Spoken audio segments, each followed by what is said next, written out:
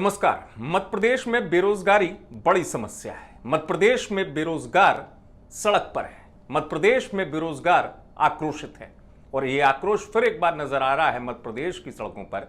सबसे पहले मैं आपको ग्वालियर की झलक दिखाऊंगा।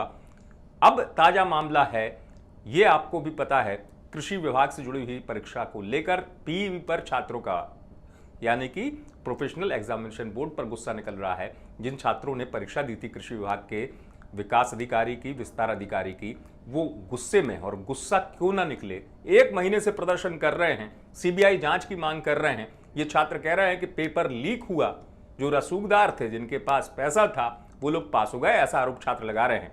लेकिन गुस्सा इसलिए बढ़ रहा है कि एक महीने के बाद भी इनका कहना है कि सुनने वाला कोई तैयार नहीं है।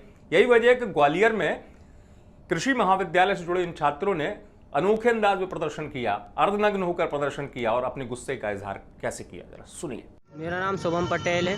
जोर से बोलना। किस तरह का प्रदर्शन कर रहे हैं? आज हमने पूर्णतः नग्न होकर प्रदर्शन किया है। हम पिछले 30 दिनों से लगातार प्रदर्शन जारी है, लेकिन सरकार की तरफ से कोई रिस्पॉन्स नहीं आ रहा है। तो क्योंकि जो सरकार है ना, वो नग्न लोगों की बात सुन रही है। उनने 20 लाख रुपए दिए, पेपर खरीदा, नौकरी कर ली, तो इसलिए हम भी आज पूर्णतः नग्न हो गए। पता नहीं सरकार को आदत हो गई होगी नग्न लोगों की बात सुनने की, शायद हमारी सुन ले। इतने दिनों से लगातार हम करते जा रहे हैं, लेकिन कोई भी रिस्पॉन्स नहीं आ रहा। तो इसलिए आज हमें मजबूरन में ये कदम उठाना पड़ा और आगे चल के हम और उग्र आंदोलन भी करेंगे, जब तक कि सरकार को जिस भाषा में समझ में आएगा उस भाषा में समझाने के लिए हम तत्पर हैं।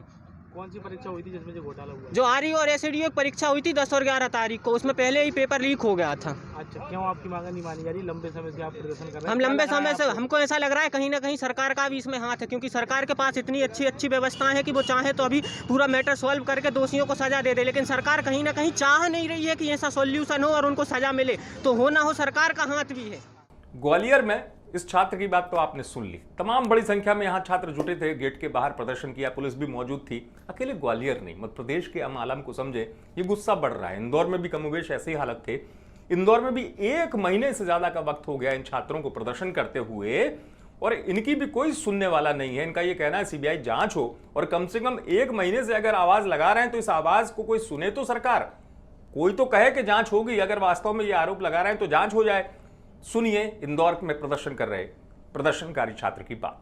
हम आज हमको 30 दिन आंदोलन करते करते हो गए। हमारी सरकार से यही मांग है कि अभी व्यापम घोटाले 2 में जो कृषि भर्ती में जो फर्जीवाड़ा हुआ है उसकी पूरी निष्पक्ष जांच की जाए और इसकी जांच सीबीआई द्वारा जाए। सरकार बोल रही है कि मैप आईटी द्वारा जांच की जाए, वो तो एक ऑनलाइन सॉफ्टवेयर है। हमारी मांग है कि यह किसी रिटायर्ड जज के लेकर इसकी जांच की जाए और सीबीआई द्वारा इसकी पूरी निष्पक्ष जांच की जाए और इसमें जो भी दोषी छात्र है, नेता है और जितने भी अधिकारी है, लिप्त हैं, इनको सजा दी जाए और हमारी एग्जाम पूरी तरह से कैंसिल करवा के हमारी जल्दी से जल्दी एक तय समय में एग्जाम करवाई जाए। ग्वालियर इंदौर दो जगह की बात मैंने आपको दिखाई, सुनाई, इन छात्रों की आवाज उठाई।